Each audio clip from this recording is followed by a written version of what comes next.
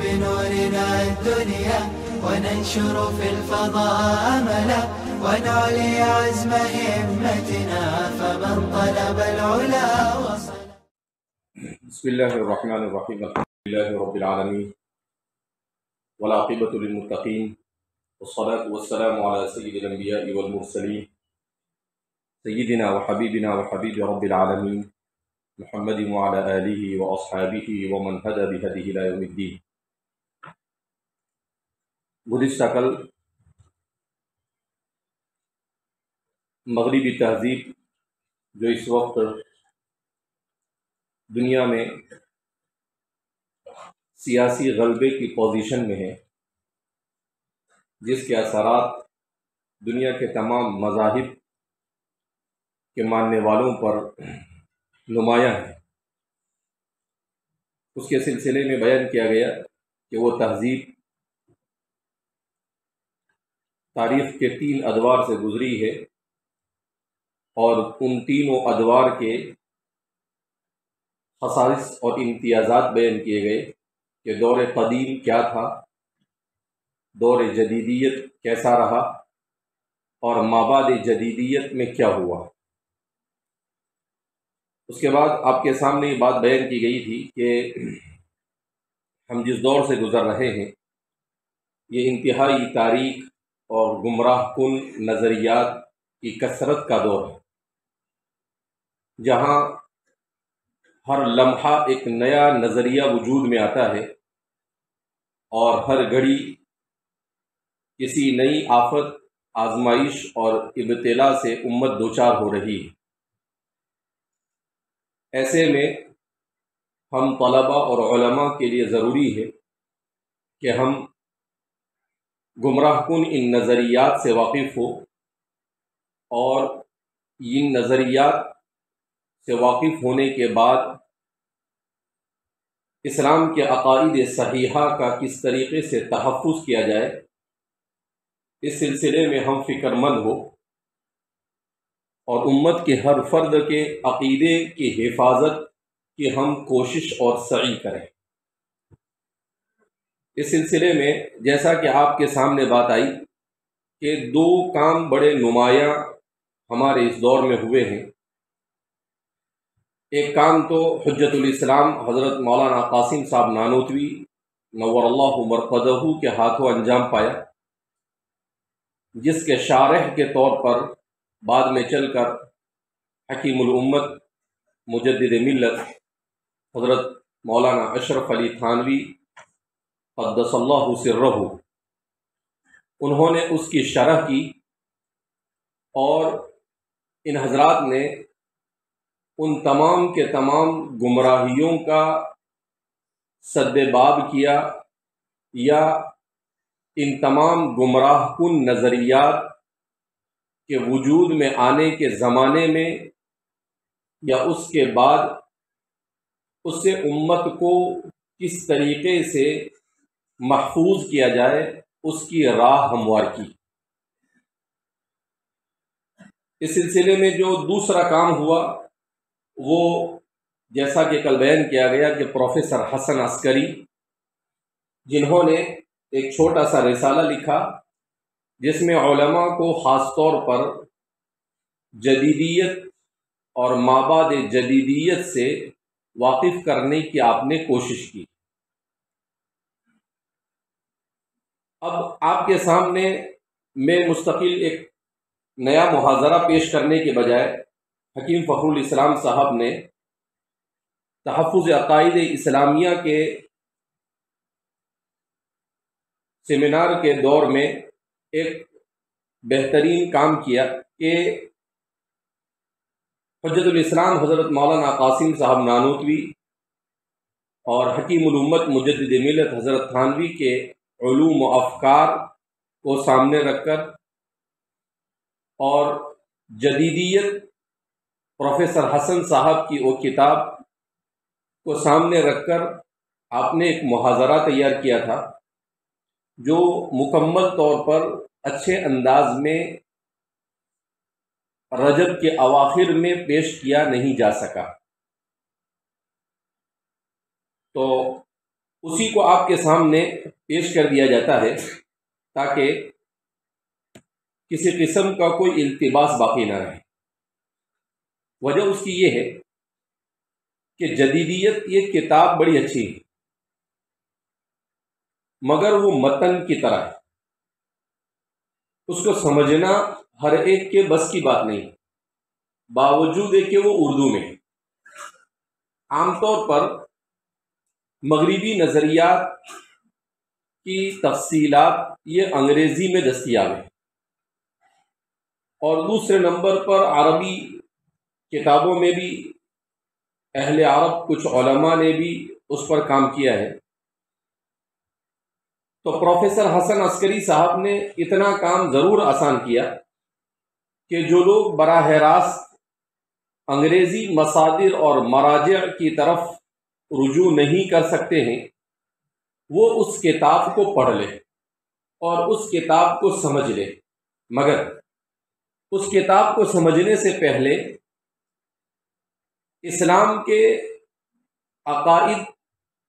اور اصول عقائد کا جاننا ضروری، اور پھر اس کے ساتھ اس کی مطابقت ضروری،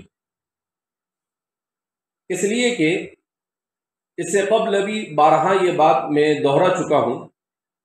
کہ نبی کریم صلی اللہ علیہ وسلم کی بعثت مبارکہ ایسے زمانے میں ہوئی جب شر، باطل، برائی یہ اپنی تمام کے تمام کلی و جزئی شکلوں کے ساتھ وجود میں آ چکا تھا۔ جب کوئی شر کلی یا جزئی طور پر باقی نہیں رہا تب رسول اللہ صلی اللہ علیہ وسلم کی بعثت مبارکہ ہوئی۔ اب جب ساری شکلیں وجود میں آ گئی تو ان شکلوں کی موجودگی میں اسلام کا یہ دعویٰ الیوم اکملت لکم دینکم واتممت علیکم نعمتی ورضیت لکم الاسلام دینا، یہ صادق اور صحیح ثابت ہوتا ہے، اس لیے کہ جب باطل کی تمام شکلیں سامنے ہوگی اور اس زمانے میں جب یہ بات کہی جائے گی تو اس دعوے کی صداقت میں کسی کو کوئی تأمل باقی نہیں رہے گا۔ لہذا ایسی کوئی بات نہیں ہے کہ اسلام کے پاس کسی بھی انسانی معاشرے کا حل کما حقہ موجود نہ ہو، ایسا نہیں ہے، چاہے وہ نظری مسئلہ ہو، چاہے وہ اعتقادی مسئلہ ہو، چاہے وہ جس طرح کا بھی مسئلہ ہو، اسلام کے پاس سب کا حل موجود ہے۔ اور اس حل کی موجودگی کے لیے کیا ضروری ہے؟ اس کے لیے ضروری ہے کہ آدمی علوم عقلیہ اور نقلیہ ان دونوں سے کما حقہ واقف ہو۔ ہمارے علماء نے جن علوم کو مدون کیا ان علوم میں ایک علم ہے جس کو علم الکلام کہا جاتا ہے۔ یہ علم کلام در حقیقت کوئی ایک ایسا علم نہیں ہے جس کو آپ یہ کہیں کہ یہ علم عقلی ہے، اور معتزلہ نے اس کو مدون کیا، جیسا کہ ہمارے غیر مقلدین برادری اس کے بارے میں یہ کہتی رہتی کہ علم کلام یہ جائز نہیں ہے، اور علم کلام یہ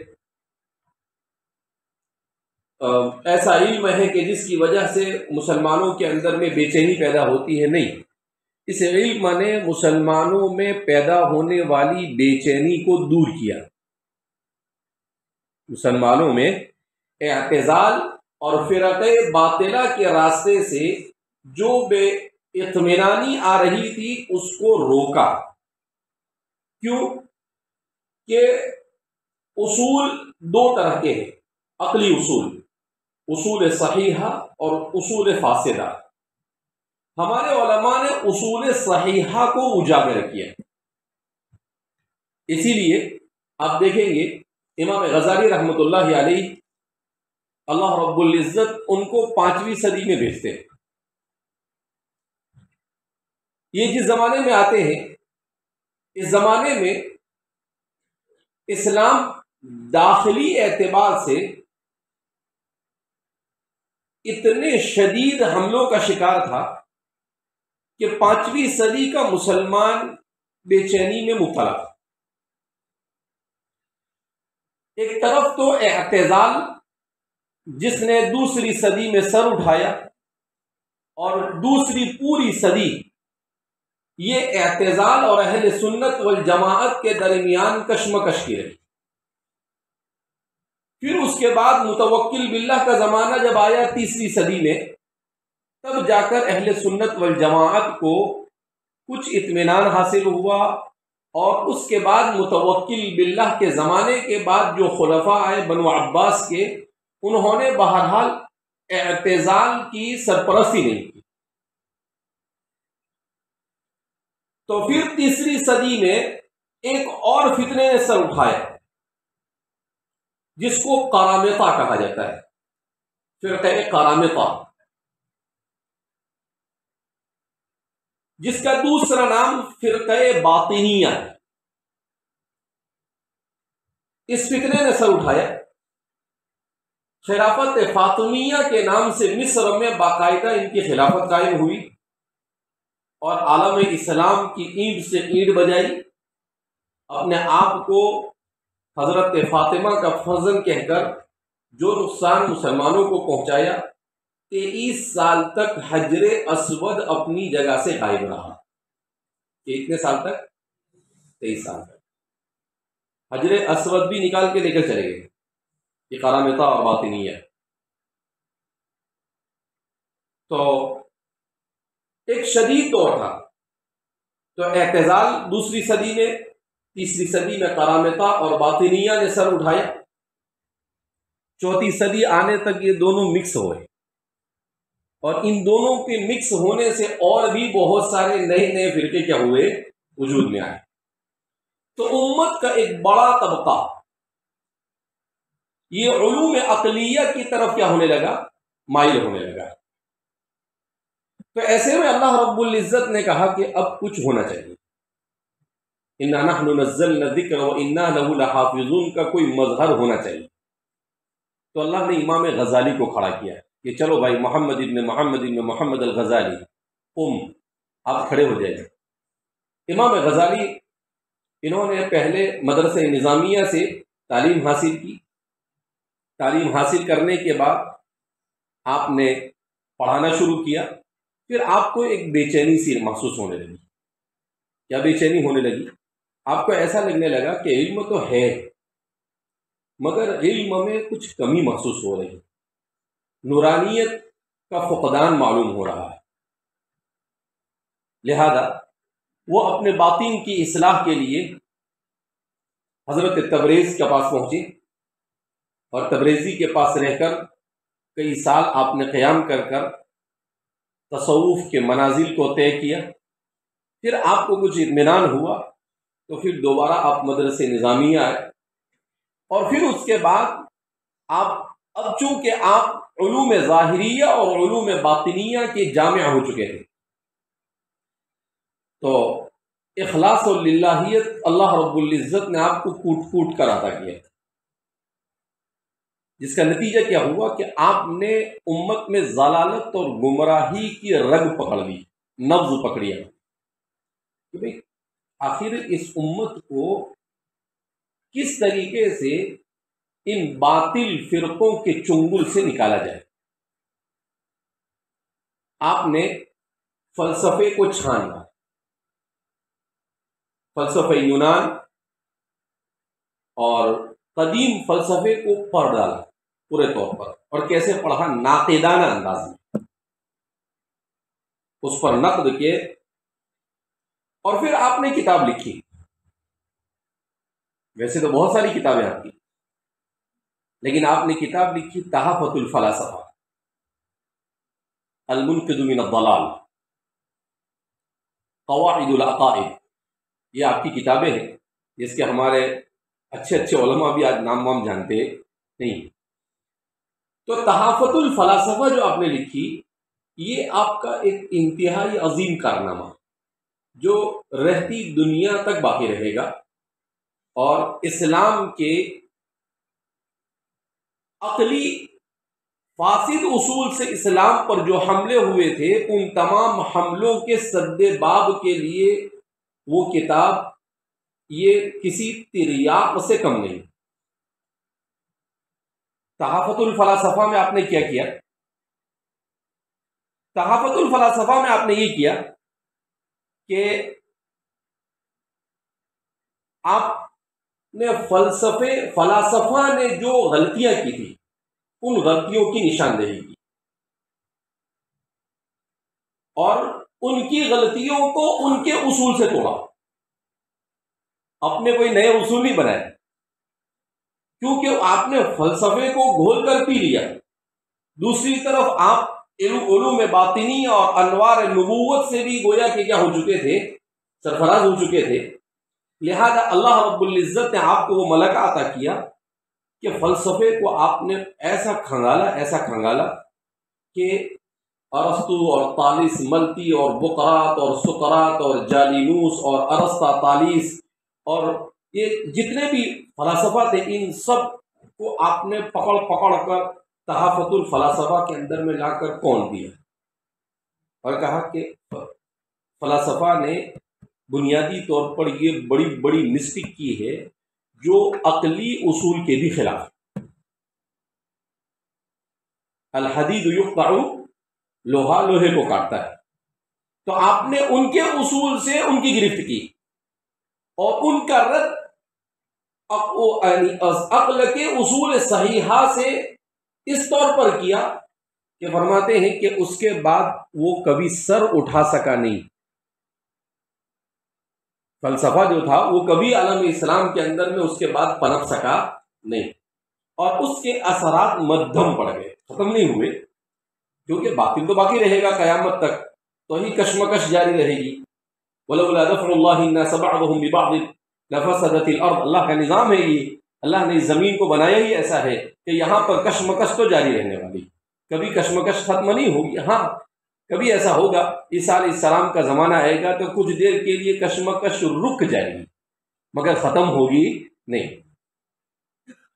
وہ بھی بڑے جتن اور بڑی محنت کے بعد۔ دجال جیسے فتنے کے سب سے بڑے سرچشمے کو جب آپ ختم کریں گے، اس کے بعد جا کر کچھ زمین پر سکون ہوگا۔ تو اب جو امام غزالی نے جو اصول کو بیان کیا، وہ اصول اتنے مستحکم اور مضبوط کہ آج تک اس کو کوئی چیلنج نہیں کر سکا، اگرچہ گھر کا بھیری لنکا ڈھائے ایسی صورتحال ایک بار پیش آئی، اور ابن رشد دو ہے،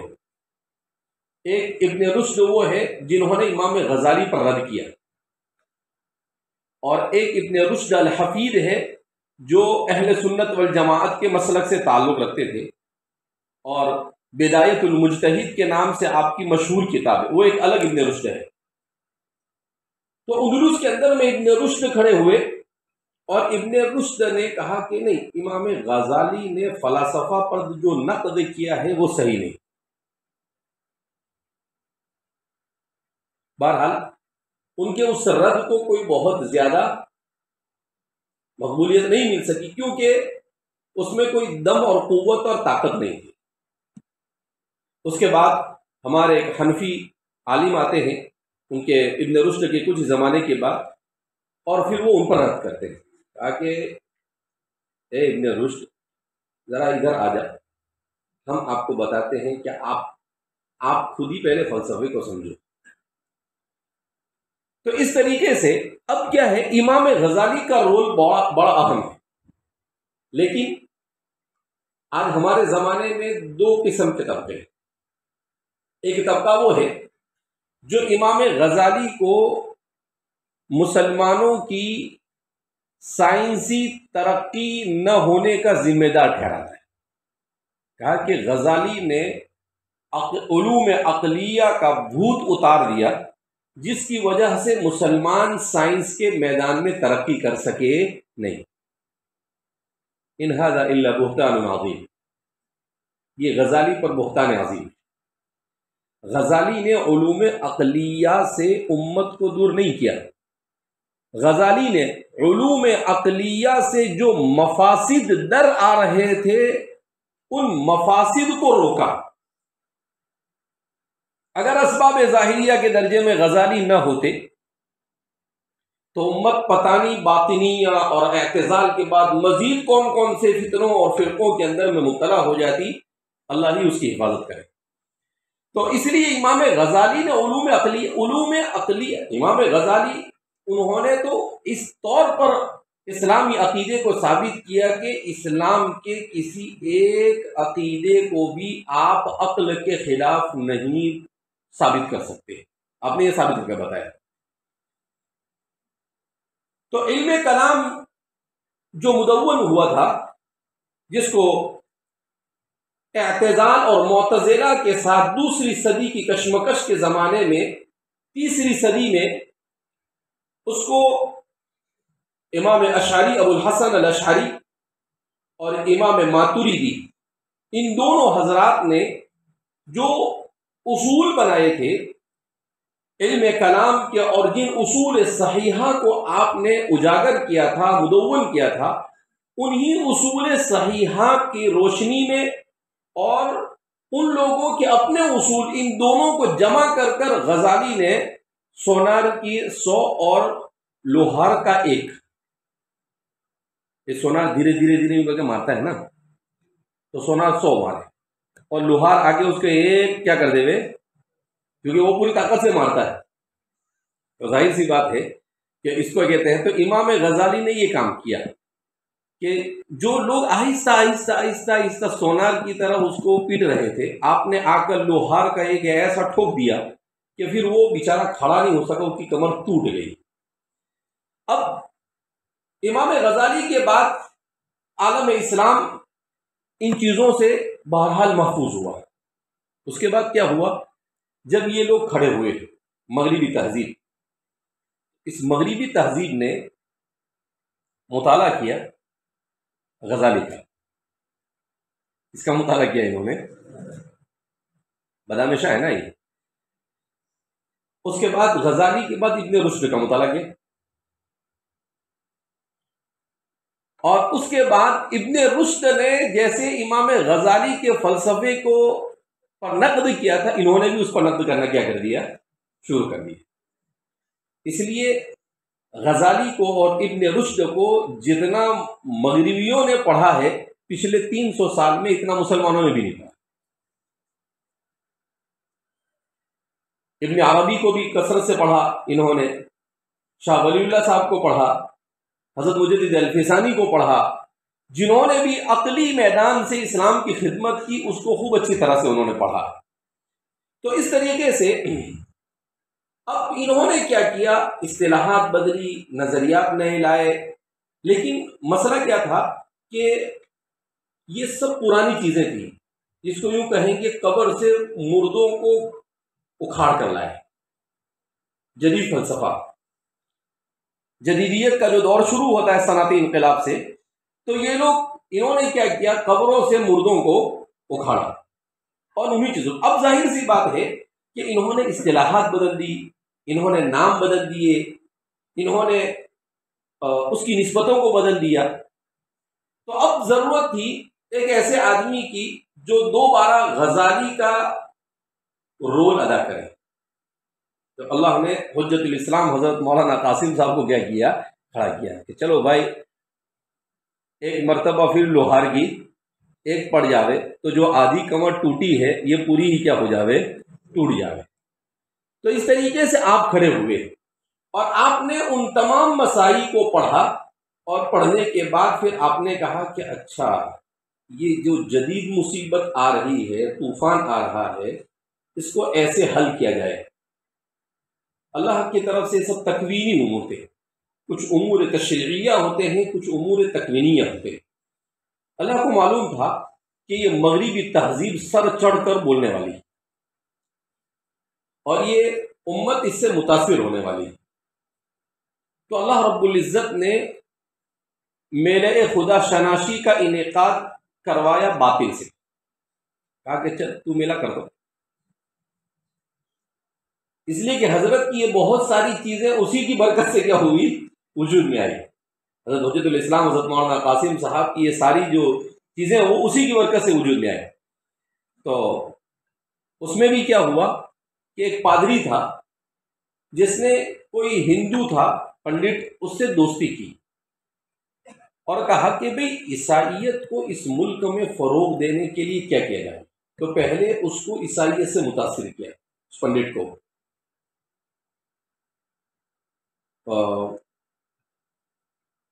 کیا کہتے ہیں، مباحثہ شاہجہاں پور، اس کے مقدمے میں یہ ساری تفصیلات لکھی ہوئی ہیں۔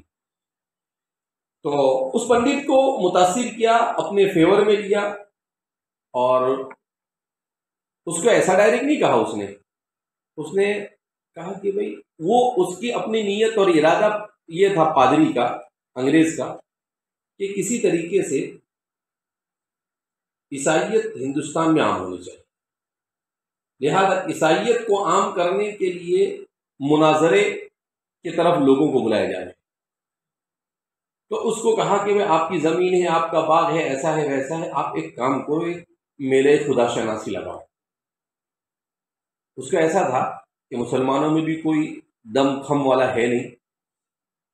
اور ہندو کو تو آرام سے ہم نمٹ لیں گے، تو ایسے ایک میلہ ہوگا، نام تو ہوگا اس کا میلے خدا شناسی، لیکن کام اپنا ہوگا کہ ہم عیسائیت کو برتر ثابت کر دیں گے اس میں، اور جب عیسائیت کی برتری ثابت ہوگی تو یہ پورا ملک پھر عیسائی بن جائے گا۔ بڑی خطرناک نیت تھی۔ اللہ رب العزت نے کہا کہ اچھا ٹھیک ہے، تو آ تو صحیح، ہم نے بھی کیا کر دیا ہے، انتظام کر دیا۔ حضرت اپنے تلامذہ کی پوری ٹیم کے ساتھ وہاں پر کیا ہو گئے، پہنچ گئے، اور پھر حضرت نے جو دفاع کیا، تو اللہ نے آپ سے جو کام لیا تکوینی امور کے طور پر، کہ آپ نے جو اصول وہاں پر بیان کیے، وہ باقاعدہ چند سوالات، 6 سوالات ہیں، وہ سوالات وہاں پر کیے گئے کہ ان 6 سوالات کے جوابات دیں۔ تو حضرت نے کہا ایک کام کرو، پہلے عیسائی دو، اس کے بعد ہندو دو، لاسٹ میں ہم دیں گے۔ لیکن انہوں نے بات نہیں مانی، یعنی پہلے تم دو، اس کے بعد ہم دیکھیں گے۔ ان کا ایسا تھا کہ یہ دیں گے اور ہفتے اس کا توڑ کریں گے، لیکن ان کو نہیں معلوم تھا کہ اس کا کوئی توڑ ان سے بننے والا نہیں۔ حضرت نے جب ان کے سوالات کے جوابات دیے اور اپنے اصول کو وضع کیا، تو فرماتے ہیں کہ سناٹا چھا گیا، وہ سب بغلے جھانکنے لگے، اور دوسرے دن بجائے میلے میں آنے سے راہ فرار کیا کر لی، انہوں نے اختیار کر لی کہ بھئی اپنا کچھ کام بننے والا یہ تو الٹا ہو جائے گا، کہیں ایسا نہ ہو کہ پورا ملک دوبارہ مسلمانوں کے چنگل میں چلا جائے۔ تو یہ صورتحال بنی۔ اس لیے فرماتے ہیں کہ گویا کہ وہ اسلام کے تن بدن میں ایک قسم کی جان ڈالی سکتی۔ اور میں نے کہا آپ کو کل بھی اثر کے بعد کہ حضرت کی بحث کو سننے کے بعد فرماتے ہیں کہ حضرت جہاں سے گزرتے تھے تو ہندو لوگ کہتے ہیں کہ یہ اوتار ہے، یہ کیا ہے، یہ انسان نہیں ہے، یہ اوتار ہے۔ تو آپ نے جو اصول بیان کیے، ان اصولوں کو 8 اصولوں کو، اس کو اصول ہشتگانہ کہتے ہیں۔ ان 8 اصولوں کو اس طرح سے اللہ نے آپ سے کہلوائے، جبکہ یہ برجستہ تقریر تھی حضرت نے کوئی کچھ لکھ کر گئے تھے نہیں، آپ کی برجستہ تقریر تھی، اور اس تقریر سے یہ اصول نکلے، جہاں پر ہمیں ایسا لگتا ہے کہ بھئی ایک اتفاقی طور پر ایسا ہو گیا، مگر یہ سب اللہ کے منظم نظام کے تحت کیا ہو رہا تھا، چل رہا تھا۔ ان اصولوں کو جب جائزہ لیا، حکیم فخر الاسلام صاحب کہتے ہیں کہ میں نے جب ان اصولوں کا جائزہ لیا تو جتنے بھی آج کل کے نظریات ہیں وہ سارے ان اصولوں کے تحت کنڈم ہو جاتے ہیں۔ اگر ہم ان اصولوں کو سمجھیں اور ان کے بڑے بڑے نظریات کو سمجھیں تو ہمارے لیے آسان۔ تو آپ نے دونوں کو جمع کر دیا، اہل سنت والجماعت کے اصول صحیحہ عقل کے، بلکہ انسانیت اور بشریت کے لیے عقل کے اصول صحیحہ کی روشنی میں، جدید اسلوب میں حضرت نے جو باتیں بیان کی اسے، اور جدیدیت کے نام سے پروفیسر حسن عسکری مرحوم نے جو خدمت انجام دی، ان دونوں کو مرج کر کر آپ نے ایک بحث تیار کی، تو وہی آپ کے سامنے پیش کی جا رہی ہے۔ یہ قدر تفصیل اس لیے آپ کے سامنے بیان کرنی پڑی کہ آپ کو سیدھا سیدھا اگر پڑھ کر سنا دیتا تو آپ کہتے کہ یوسف مرد تھا یا زلیخا عورت تھی، یعنی کچھ بھی سمجھ میں آتا نہیں۔ اس لیے سبب نزول کا جاننا اور سبب ورود کا جاننا کیا ہوتا ہے، ضروری ہوتا ہے۔ اس وجہ سے آپ کے